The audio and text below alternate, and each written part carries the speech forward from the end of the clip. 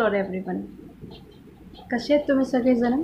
I hope सगळेजण व्यवस्थित आहेत आणि ख्रिस्तामध्ये सुखरूप आहेत. यावेळेस आपण आपल्या संडे स्कूलला सुरुवात करणार आहोत. मी यावेळेस सुरुवातीची प्रार्थना करते. सुद्धा धन्यवाद माझ्या देवा, तुझ्या नावाला धन्यवाद देते माझ्या प्रभूजी. सुंदरशा समयाबद्दल माझ्या राजा, तुला खरोखर गौरव येते माझ्या प्रभूजी. हो माझ्या राजा, माझ्या प्रभू, ह्या दिवसांमध्ये तू आम्हाला सांभाळत आहेस, तू आम्हाला संरक्षण पुरवत आहेस. तुझे आभार मानते माझ्या राजा. विशेष करून तुझे आभार मानते या माध्यमांसाठी माझ्या प्रभूजी, ज्याद्वारे माझ्या राजा आम्ही आमच्या लेकरांपर्यंत तुझ्या स्टोरीज गप्पा बायबलचं वचन आम्ही घेऊन जातो माझ्या राजा. हो माझ्या राजा, या आमच्या सर्व कष्टाचं माझ्या राजा सर्व गौरव आम्ही तुला देतो माझ्या प्रभूजी. हो माझ्या राजा, आम्ही शिकवत असताना आमच्या प्रत्येक टीचर्सचा आत्मा जीव शरीर येशू तुझ्या हातात समर्पित करते माझ्या राजा. आमचा ताबा तू घे. इथून पुढची वेळ तुझ्या अधीन आणि स्वाधीन करत येशूच्या नावाने प्रार्थना करते, म्हणून तू ऐकते त्या. आमेन. यावेळेला मी जॉयना मिसला विनंती करते की ते आपल्याला एक न्यू ॲक्शन सॉन्ग शिकवणार आहे.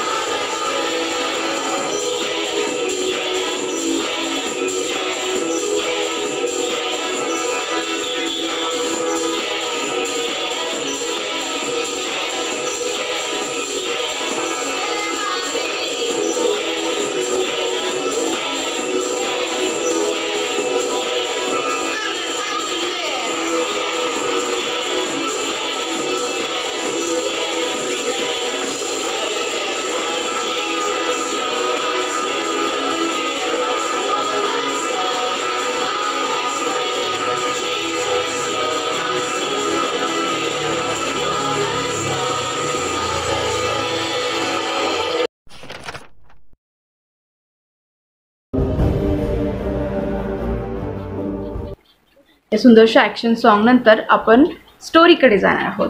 आणि या संडेची स्टोरी आहे मोझेस अँड द 10 कमांडमेंट्स. मोशे आणि 10 आज्ञा. आपण लास्ट टाईम शिकलोच होतो की ज्या वेळेला इस्रायली लोकांना, इस्रायलाइट्सला देवप्पाने त्या इजिप्तमधून म्हणजे मिसर देशामधून बाहेर काढलं, त्याच्यानंतर पुढे काय झालं हे आपण शिकणार आहोत. त्या इजिप्तमधून किंवा मिसर देशातून बाहेर आल्यानंतर मोझेस आणि इस्रायलाइट्स म्हणजे देवाची लोक ज्यावेळेस सिनाय पर्वताच्या त्या वाळवंटामध्ये असतात, त्यानंतर मोशेला देव म्हणतो की मोशे, मला माझ्या लोकांशी बोलायचं आहे. आणि त्याच्यामुळे मग मोशे सिनाय पर्वताच्या पायथ्याशी थांबतो. 3 दिवस आणि 3 रात्र तो तिथे थांबलेला असतो.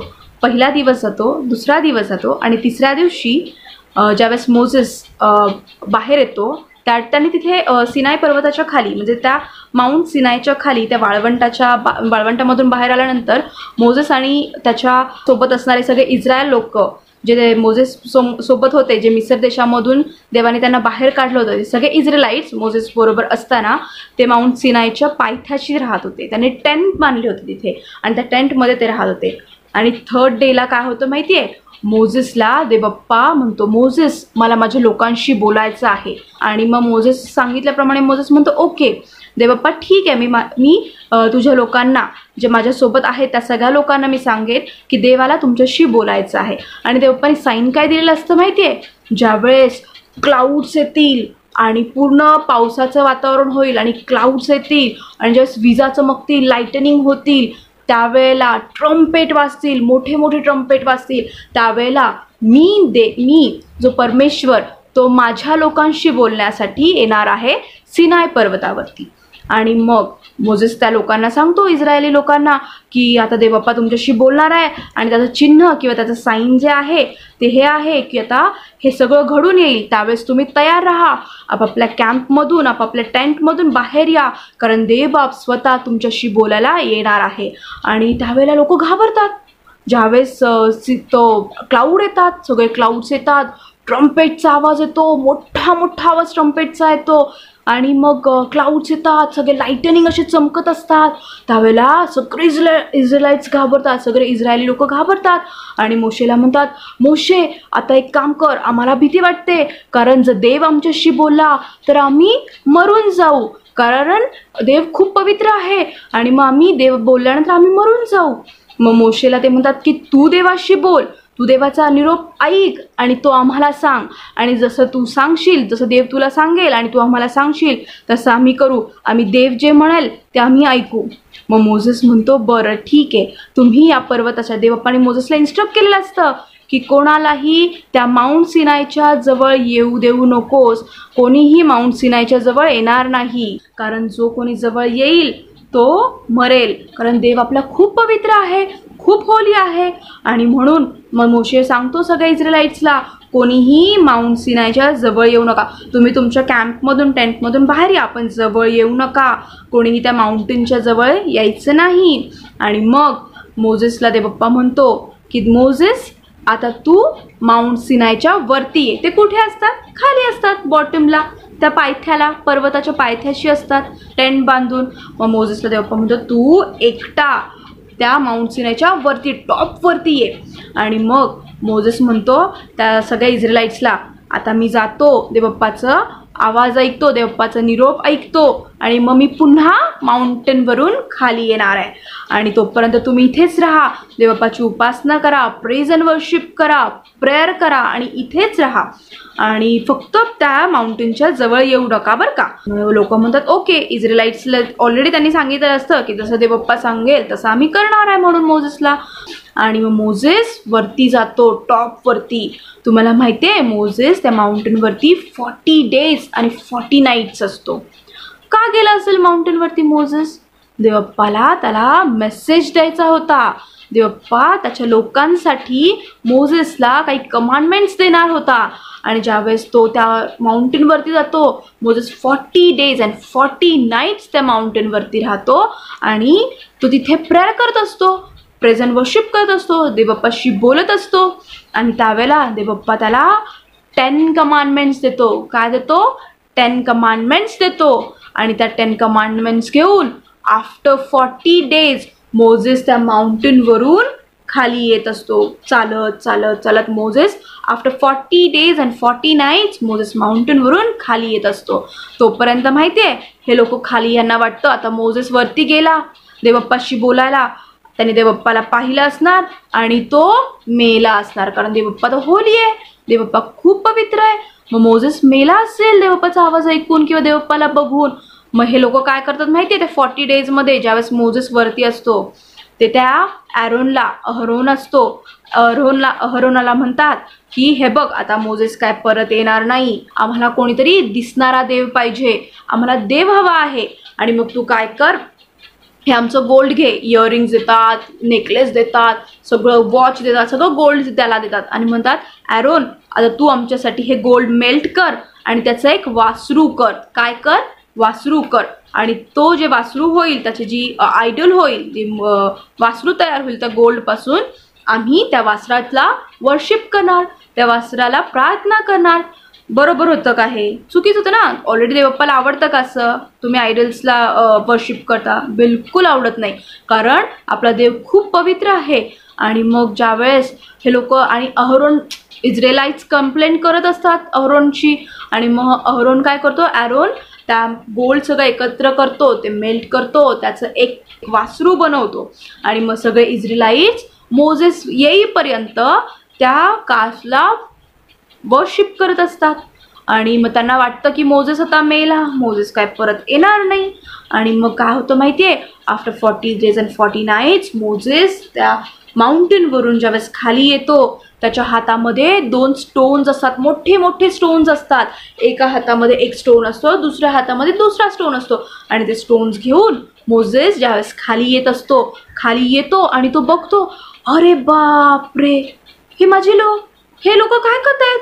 हे देवाची लोक आहेत, हे इस्रायलाइट्स. ह्याला देवाने सोडवलंय, इजिप्तमधून बाहेर काढलंय, त्या मिसर देशामधून बाहेर काढलंय. आणि हे काय करतायत? हे आयडलची वर्शिप करतायत, हे त्या वासराला प्रार्थना करतायत. अरे बापरे, हे खूप मोठं पाप आहे. आणि मग आता मोजेसला राग येतो की हे लोक देवाच्या विरुद्ध पाप करतात. देवाची लोक असून ते देवाच्या विरुद्ध पाप करत असतात. मग मोजेसला राग येतो, तो त्याचे स्टोन्स खाली जमिनीवर आपटतो आणि ते स्टोन्स 2 तुकडे होतात. मग तो मोजेस म्हणतो की जे देवाची लोक आहेत किंवा जे देवावरती विश्वास ठेवतात, जे जिवंत देवाची उपासना करतात, त्या सगळ्या लोकांनी माझ्या साईडला या. आणि मग जेवढे लेवी असतात ना, जे ॲक्च्युली जिवंत देवाची उपासना करत असतात, ते सगळे लेवी लोक एका साईडला येतात. आणि जे आयडलला वर्शिप करत असतात, जे मूर्तीची पूजा करत असतात, जे मूर्तीला प्रार्थना करत असतात, ते एका साईडला राहतात. आणि मग हे लेवी लोक त्यांना मारून टाकतात. आणि मग मोजेस म्हणतो, मला देवबाप्पानी 10 कमांडमेंट्स दिल्या होत्या, आता त्या मी त्या जमिनीवर फेकल्यामुळं त्या तुटल्या. मग देवबाप्पाचा आवाज परत मोजेसला येतो, मोजेस तू पुन्हा त्या माउंट सिनायवरती ये, पुन्हा तू त्या माउंटेनवरती ये, त्या पर्वतावरती ये, सिनाय पर्वतावरती, मी तुला पुन्हा 10 आज्ञा देईल. मग मोजेस परत त्या माउंट सिनायवरती जातो. आणि तोपर्यंत ज्यावेळेस मोजेस सांगतो की जोपर्यंत मी परत येत नाही, तुम्ही फक्त जिवंत देवाची उपासना करा, फक्त जिवंत देवाची प्रार्थना करा. आणि मग जे राहिलेले लोक असतात ते खाली जिवंत देवाची उपासना करत असतात. आणि मोजेस 40 days पुन्हा त्या माउंटेनवरती जातो, पुन्हा तिथे प्रेझेंट वर्शिप करतो, पुन्हा देवाचा आवाज ऐकतो. आणि पुन्हा देव स्वतःच्या हाताने त्या स्टोनवरती 10 आज्ञा किंवा 10 कमांडमेंट्स मोजेसला लिहून देतो. आणि मग पुन्हा आफ्टर 40 days and 40 nights नंतर पुन्हा मोजेस खाली येतो आणि त्या 10 कमांडमेंट्स त्याच्या सोबत असतात. एका हातामध्ये एक स्टोन असतो आणि दुसऱ्या हातामध्ये दुसरा स्टोन असतो. आणि पुन्हा मोजेस तो माउंटेनवरून खाली येतो आणि देवाच्या लोकांना त्या 10 आज्ञा देतो. त्या 10 आज्ञा काय आहेत माहिती आहे? आज आपण त्या 10 आज्ञांचाच अभ्यास करणार आहोत. त्यातली सगळ्यात पहिली, you shall have no other gods before me, म्हणजे माझ्या समोर तुला अन्य देव नसावेत. दुसरी कमांडमेंट आहे, you shall not make idols, तू आपल्यासाठी कोरीव मूर्ती करू नको आणि तिच्या पाया पडू नको. तिसरी आज्ञा आहे, you shall not take the name of the Lord your God in the vain, तुझा देव परमेश्वर याचे नाव व्यर्थ घेऊ नकोस. चौथी आज्ञा आहे, remember the Sabbath day and keep it holy, शब्बात दिवसाची आठवण ठेवून तो पवित्रपणे पाळ. पाचवी आज्ञा आहे, honour your father and mother, पाचवी आज्ञा, तुझा बाप व आई यांचा मान राख. 6th कमांडमेंट, 6वी आज्ञा आहे, यू शॅल नॉट मर्डर, खून करू नको. 7वी आज्ञा आहे, you shall not commit adultery, व्यभिचार करू नकोस. 8वी आज्ञा आहे, यू शॅल नॉट स्टील, चोरी करू नको. आणि 9वी आज्ञा आहे, you shall not bear false witness against your neighbour, तू आपल्या शेजाऱ्याविरुद्ध खोटी साक्ष देऊ नको. 10वी आणि शेवटची आज्ञा आहे, यू शॅल नॉट कोवेट, म्हणजे आपल्या शेजाऱ्याच्या घराचा लोभ धरू नको. अशा 10 आज्ञा देवबाप्पाने मोजेसला देवबाप्पाच्या लोकांसाठी दिल्या होत्या आणि त्या त्यांना फॉलो करायला सांगितल्या होत्या. आणि आज आपण त्या 10 आज्ञांचा अभ्यास करत असताना आणि त्या 10 आज्ञा पाळणं खूप गरजेचं आहे. आज देखील त्या 10 आज्ञा आपल्याला खूप आशीर्वादित ठरतात. सो मी पेरेंट्सला विनंती करते की आपण आपल्या लेकरांना त्या 10 आज्ञा शिकवत, ज्या देवानी स्वतः आपल्या हाताने लिहून देवाच्या लोकांसाठी दिल्या होत्या. आणि आज आपण त्या 10 आज्ञांचा अभ्यास करूयात आणि त्या 10 आज्ञा आपल्या तोंड पाठ करूयात. सो मी पेरेंट्सला विनंती करते की त्या 10 आज्ञा आपल्या लेकरांकडून पाठ करून घ्याव्यात. Thank you very much. ह्यावेळेस मी जॉयना मिसला विनंती करते की त्या 10 आज्ञा आपल्याला ॲक्टिव्हिटीजमधून शिकवणार आहेत. So let's go two activity part.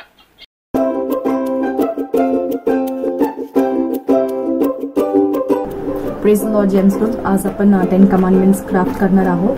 तर या क्राफ्टसाठी आपल्याला सिझर, स्केच पेन नसेल तर एक साधा बॉल पेन पण चालेल, रिबन, स्ट्रिप ऑफ रिबन आणि पेपर. तुम्ही नॉर्मल रूल पेपर पण यूज करू शकतात. इथं मी वेडिंग कार्डचा पेपर यूज केलेला आहे. So first will be folding this paper.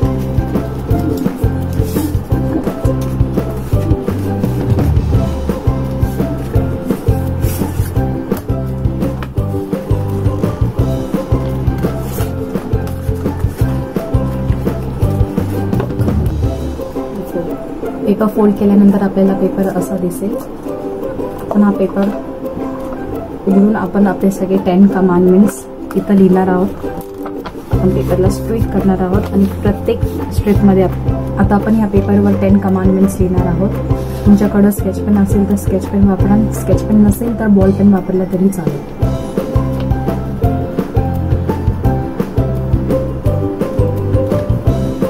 आपले 10 कमांडमेंट्स लिहून झाल्यावर आपण परत पेपरला फोल्ड करणार आहोत.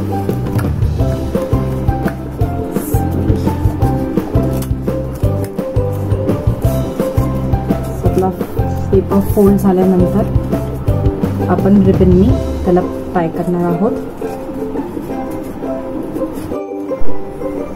सो या James group 10 commandments craft is ready. मी अजून एक छोटं साईजचं पण बनवलेलं आहे. So you can use your ball pen also and you can make it.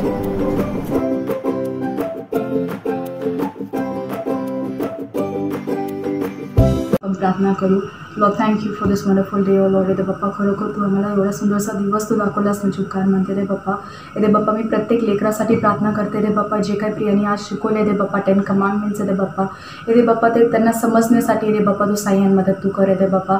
Lord help them to understand it Lord and help them to live a life that pleases you, O Lord, Ede Bappa, help them to obey their parents, Lord, help them to love you back, O Lord, Ede Bappa, ह्या 10 कमांडमेंट्सच्या द्वारे Ede Bappa त्यांना Ede Bappa daily लाईफमध्ये ते inculcate करण्यासाठी तू साह्यान मदत तू करे Ede Bappa, व ह्याच्याद्वारे तू उंचाला गगले जाऊन दे Ede Bappa, help them to love their neighbors, O Lord, and help them to love each other, O Lord, Ede Bappa, तू प्रत्येकाचा अंतकरणाचा ताबा तू घे रे बाप्पा. रे बाप्पा, हा व्हिडिओ बघत असणाऱ्या प्रत्येक लेकराला रे बाप्पा तुझ्या रक्ताच्या आवरणाखाली देते रे बाप्पा. रे बाप्पा, जरी हे लॉकडाऊनमध्ये ते असतील येते रे बाप्पा, त्यांना तू साह्यान मदत तू करे रे बाप्पा. पुढची वेळ, पुढचा समय तुझ्या रक्ताच्या आवरणाखाली देते. हीच लहानशी विनंती येशूच्या गोड आणि प्रिय नावाने मागते म्हणतो एक.